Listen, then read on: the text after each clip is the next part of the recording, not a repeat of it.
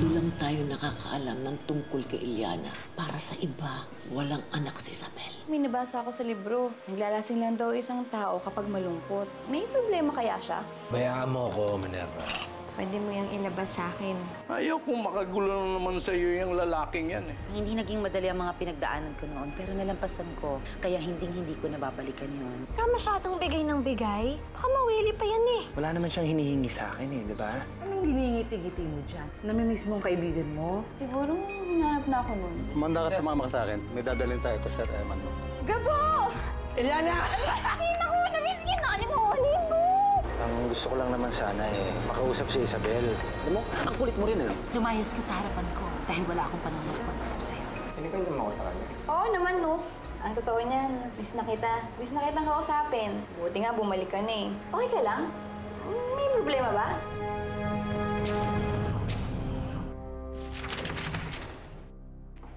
And good morning sa'yo. Oh. Huh. Bakit ganyan ang mukha mo? Paga ka mabobosoks niyan. Pakiramdam ko nagsisinungaling si Eman sa akin. Hindi kaya pinuntahan nun si Isabel? Eh, hindi naman malabong mangyari yon. Lalong-lalo na ngayon, nakita na si Kuya Eman tsaka si Isabel. Pwede. Lintik na babae nga kasi, ba't nabuhay pa eh? Piling ko tuloy, kinakarma ako sa pakikipagsabayan dyan sa mga kaskabel na yan. Isipin mo, kung hindi ko sila kinalaban, eh malamang hindi nagkita ulit yung dalawa. Ay nako, pakinggan mo nga yung sinasabi mo. Sino nga kalabanin natin? Mga pipitsuging kumpanya. Lahat ng desisyon, lahat ng galaw natin, ate, tama yan. Itong pagkikita ni Kuya Eman, tsaka ni Isabel, wala yan. Pagsubok lang yan. Yun na lang ang isipin mo. Pagsubok na hindi ko napaghandaan. Minerva naman, lahat ng gawa natin, lang plano natin, lahat ng desisyon, planado. Eh, hindi ko in-expect to, pero to. Hindi ko alam kung anong mangyayari pag mabuti na naman yung dalawang yun, Minerva. Maloloka ako. Ate, relax! Ha? Relax! Kumalma ka lang. Ano ka ba? Nandito naman ako eh. Hindi ako papayag na makuha sa atin si Kuya Eman. Tandaan mo yan. Buwis. Sige po! Hoy! Hoy! Okay ka lang ba? Ano? Okay ka lang? Oo. Okay lang. May problema ba? Wala. Wala. Eh, bakit parang namatanda ka dyan? Sarap pa. Hindi. Natutuwa lang din kasi hindi na tayo ulit. Basta sa kaya tayo na anak. Ano ba? Alala ako sa'yo. Ang dami nun ah. Oo. Doon kita hinahanap. Ano ka alala? Okay lang naman ako eh. Mabait naman si Mang Eman. Si Ate Taytay. Ay, oo nga pala, may nakilala kong bagong kaibigan. Ay, hindi na pala siya bago. Dati ko ng kaibigan. Anong ibig mong sabihin? Sino yun? Sinong kaibigan? Ganito kasi yung Gabo. Nung bata ko, may nakilala kong batang lalaki sa tindahan. Akalain mo yun, nagkita ulit kami. Eh, sabi nga ni Ate Tetay, para daw kami pinagtagpo ng tadhana ni Julian. Julian? Oo. At lalaki? Oo. May gusto ko sa lalaking yan?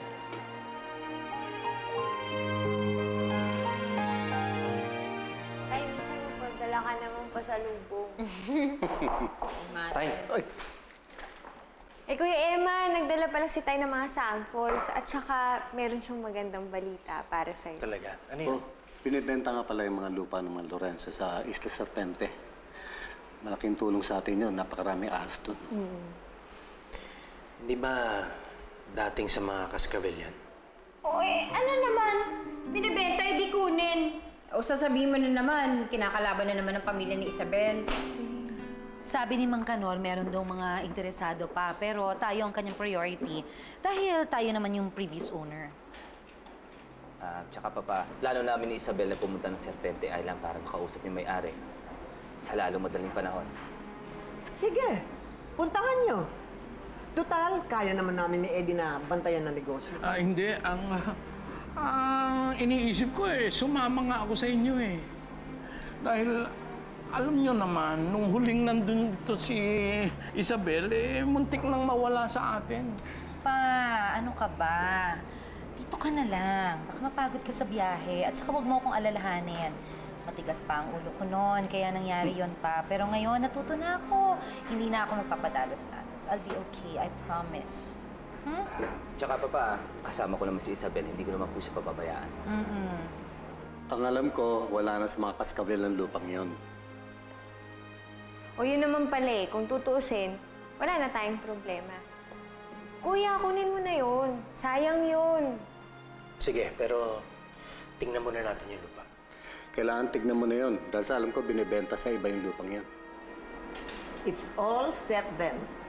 Bumalik kayo sa Isla Serpente. At bawiin yung lupa natin para maging atin uli ang buong isla. Para sa Isla Serpente. Oh.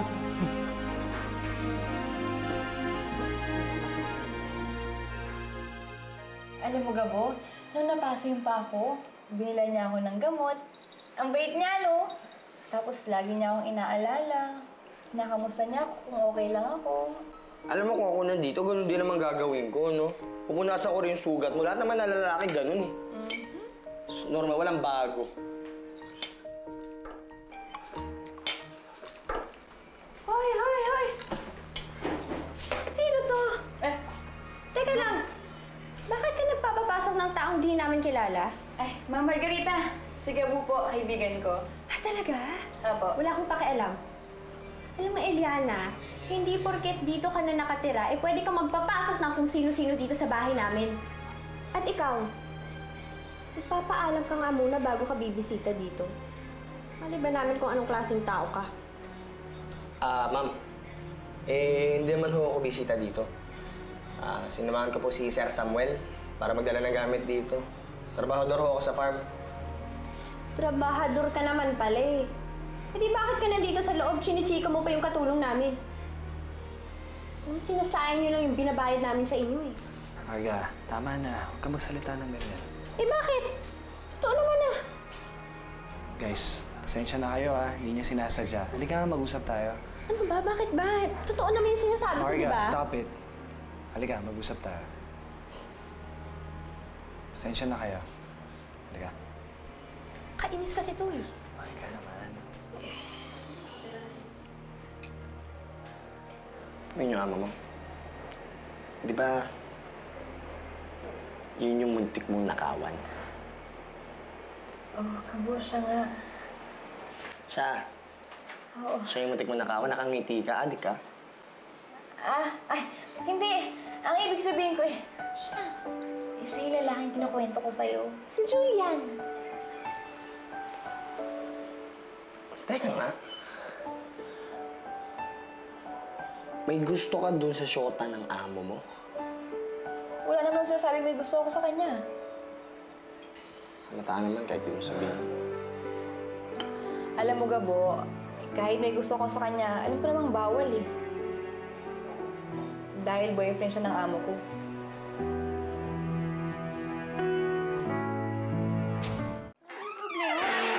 Marga, relax. Ang sulit mo. Okay? Relax. Hindi naman porket trabahador mo sila. Tatarayan mo na kagad. That's not good. Yeah, but Julian, I have no intention of being their friend. So why be friendly? Maski na. Tignan mo. Pati yung kaibigan ni Eliana, tinarayan mo. Paano kung boyfriend niya yun? Anong pakialam ko dun? And so what kung boyfriend niya yun? Di magsama sila. Alam mo, total bagay naman sila Marga. Pareho silang mukhang mahirap. Walang class. Marga, stop it. Marga, stop it. See? There you go again. Totoo naman kasi. Marga naman. And, babe, relax. Alam mo, can we just talk about the photo shoot we're gonna do for my new portfolio? Like I said, Okay. diba, super luma na ng mga photos ko. And I heard that my mom and my dad are going to Isa Serpente. And I heard magaganda yung mga beaches doon, jungles, and what's a better location for a photo shoot, right? So, ano mo naman, favorite photographer kita. Punta tayo? Please? O sige, kailan ba yan? Isang araw na. But you have to promise me one thing. Hindi mo sila aawayin. O, sige na, oo na. Promise, ha? Promise. O, sige na. Okay na. Thank you! Love you, sige. Sabihin ko na kay Mommy at Daddy, sasama tayo, ah. Okay. Okay. Sige na.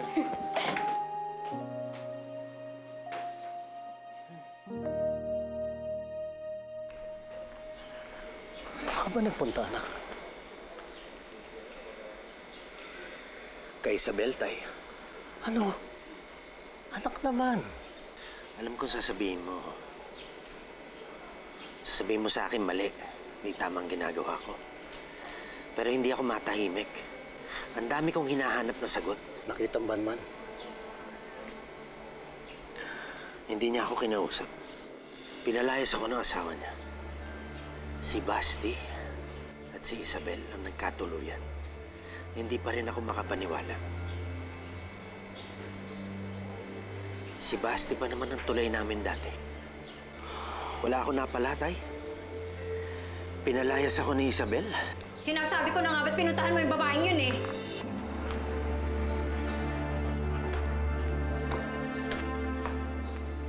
Sinungaling ka! Ang sabi mo, pupunta ka sa farm! Pupunta ka pala kay Isabel, doon sa ex mo!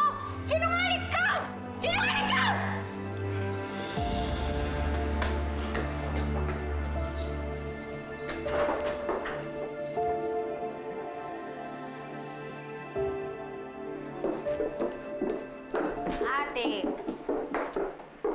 Ate, ano ka ba naman? Bakit mo naman sinaktan ng ganun si Kuya Eman?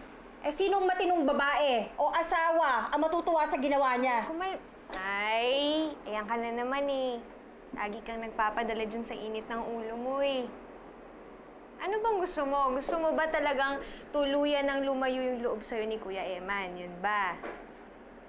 Alam mo kasi dapat kailangan, ate, patunayan mo sa kanya na tama yung desisyon, na ikaw yung napili niyang mahalin, na ikaw yung pinakasalan niya. Unless gusto mo, maisip niya lagi si Isabel. Kesa ikaw, kasi lagi kang nanggugulo. Laging galing. Ano? Nora. Mais ka. Kiss mo. Kuya, labas muna ako. Muna ako sa labas.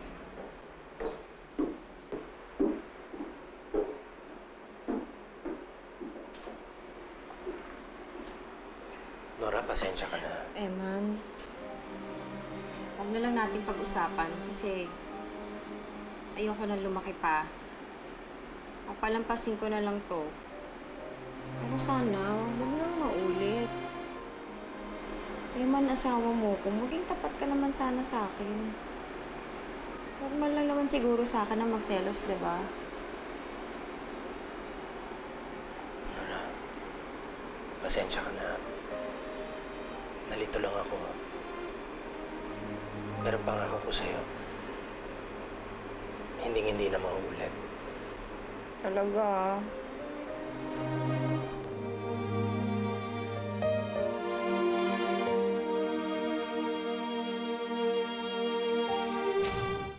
Ikaw pala ang kaibigan ni Eliana. At ikaw rin ang bagong tauhan ni Itay. Oo. Nagkita na pala yung dalawa. Di ibig sabihin, pwede na mawala si Eliana sa poder natin. Mang Eman, pwede po bang sumama ako kay Gabu sa farm? Doon na lang din po ako magtatrabaho. Kung okay lang po sa inyo. Okay yun. Okay na okay yun. Para mawala ka na dito sa bahay namin. Okay yun. Dito ka lang magtatrabaho sa bahay. Hindi naman sa hinuhusgahan ko ang pagkababae mo. Pero mas ligtas para sa'yo kung nandito ka lang. Puro lalaki ang tauhan ni Itay. Huwag na natin ihalo si Eliana doon. Ikaw ang bahala. Total, lagi naman ikaw nasusunod eh, di ba? Kaya, Sige, ikaw masusunod. Pagbutihin mo lang pagtatrabaho mo dito. Salamat po. Mabuti na rin yung makakampante kayo sa isa't isa at hindi na kayo nagkakawalaan. Kung gusto mo makita si Eliana, pwede mo siyang dalaw-dalawin dito. Bukas ang bahay na ito para sa mga kaibigan niya. Salamat po, sir.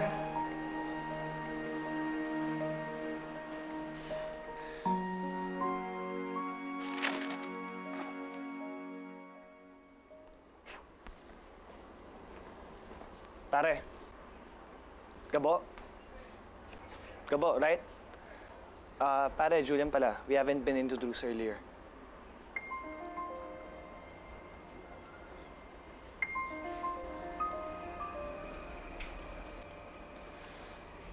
So, paano kayo nagkakilala ni Eliana?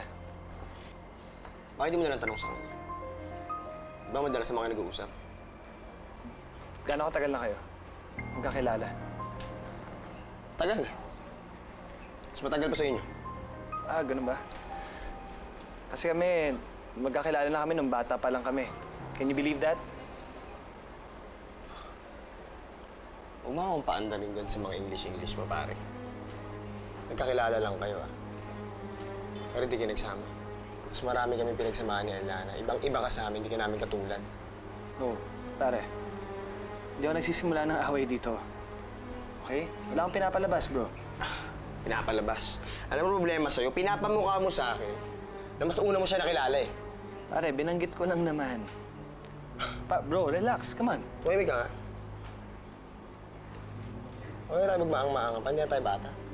Mamig ka nga sa akin. Gusto ko makailan. Bakit di ka makasagot? Nalibasa, totoo? May shota ka na nga, lumalandi ka pa. Bakit? Babe! Ito ka lang pala eh. Ano mo dito? Nothing. I was just talking to Eliana's friend. Bakit pa? Hayaan mo na lang siya maglinis dyan. Huwag na lang kausapin mo. Oo nga. Ba't di na lang yung shota mo yung kausapin mo? Hindi lumalandi ka pa sa iba. Alam mong yamang din nun eh, no? Ha? And don't waste your time talking to him. Alam mo naman yung mga walang pinag-aralan eh. Walang modo. Kaya ayan, mayayabang, bastos. Well, if that's the case, he shouldn't be Eliana's friend. And we care because... Marga. Babe, hindi na natin problema yun. Kung mayabang yung kaibigan ni Eliana, di hayaan natin sila, magsama sila. Hindi naman tayo pumipili ng mga kaibigan niya. And you know what? If I know, pareho lang sila. Kainis, pumasok na nga tayo. Panira ng araw ko.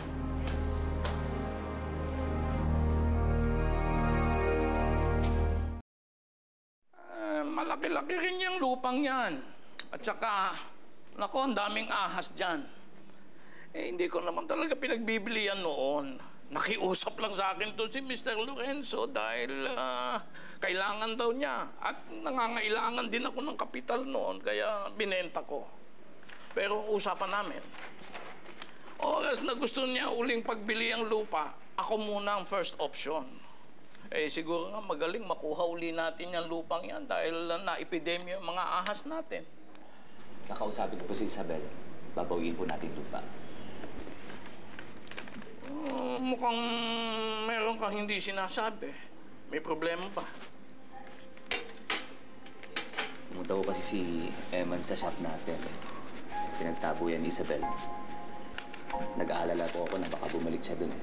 Then, it's good na pumunta na nga kayong dalawa sa isla. Magpakalayo-layo muna kayo. At pag nangulit pa yung Emma na yan, kami ang makakaharap niya. Basti, alalayan mo yung anak ko. Alam mo namang natatag yan, pero may lambot pa din ang puso. Ha? Ako na muna ang bahala dito sa negosyo at sa paghahanap sa apo ko. Salamat naman at nagkita na kay ni Gabo. Wala ka nang poproblemahin, Eliana. Oo nga eh. Nakakatuwa, no? Parang ang ayos-ayos na ng lahat. Bumalik na uli yung kaibigan natin. May maayos na tayong tinitirhan. Tsaka may trabaho na ako. Gumaganda na yung buhay natin dito sa labas na, ha? Tama si Gabo. Kung sumama ka sa lolo mo, malamang kulong ka na naman ngayon. Sana naman hindi masama yung loob sa akin ni Lolo. Sana maintindihan niya kung bakit mas pinili ko dito sa labas. Na, gusto ko kasi maging malaya eh. Nagdasal tayo para kay Lolo. Panginoon, maraming salamat po sa biyayang binibigay niyo sa akin. Wala na po akong mahihiling pa sa sarili ko. Dahil ang saya-saya ko na po. Pero Lord, sana po patuloy niyo pong patnubayan at gabayan ng Lolo Eddie ko. Sana po masaya siya ngayon. At sana po mapatawad niya ako dahil sa hindi pagsama sa kanya.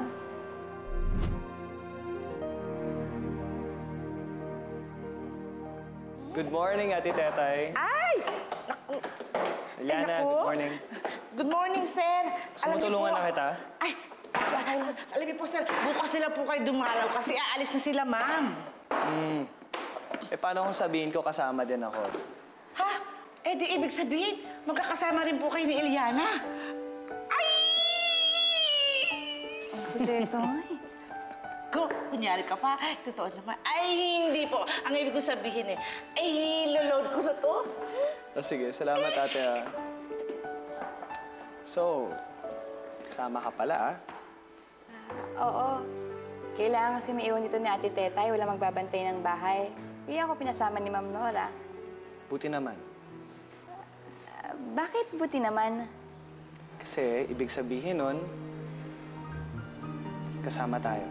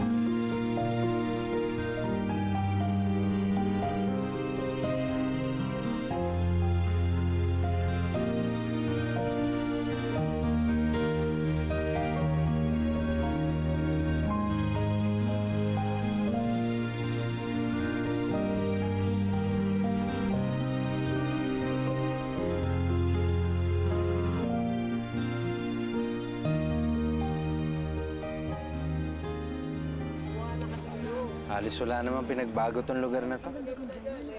Mabuti ka mo, umalis tayo sa lugar na to. Kung hindi, matutulad tayo sa islang to. Walang asenso. Pero tita, ang ganda kaya ng place. See? Buti nga hindi pa ito nako-commercialize eh. I told you. Perfect for my pictures, diba? Oo. Sige, tara dun tayo, tara. Tara. Dad, tara. Mang Eman, parang ang sarap-sarap naman pong tumira dito. Ang ganda-ganda. Huwag ka masyadong lalayo, ha? Maraming ligaw na ahas dito. Pwede po ba? Sige, pwede ka mamasyal. Sige po. Ano kaya, lapitan kaya natin? Tara, lapitan natin. Tara, lapitan natin. Nora! Uy, Nora, ikaw ba yan? Ang ganda mo! Ganda-ganda mo naman. Hindi naman. Medyo lang. Tsaka, noon pa man maganda na ako. Uy, ikaw, Evan, kumusta ka naman? Okay naman. Pasensyaan nyo na. Medyo pagod lang yun sa biyahe. Nerva, dalaga ka na ngayon, ha? Oo, diba? Gusto ka na. Nakadalaga ko lang mga 2 years ago. Sige, ha? Ka na nga. Paano isda?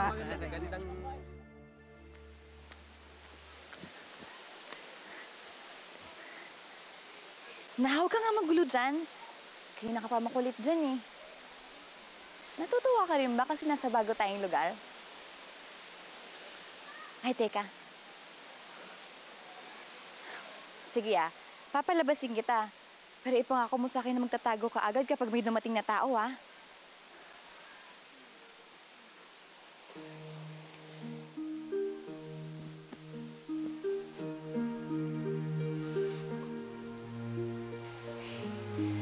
na, ha? Ngayon lang nakarating dito. Tapos pakiramdam ko, parang ang sarap-sarap tumira dito. Kasi, kambal tayo. At ito ang natural na tirahan natin. Sarap ng simoy ng hangin, no?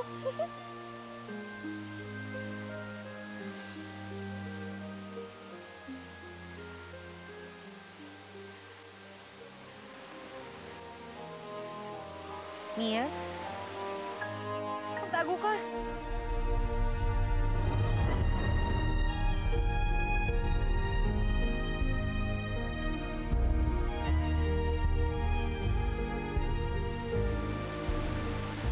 Ma'am Isabel?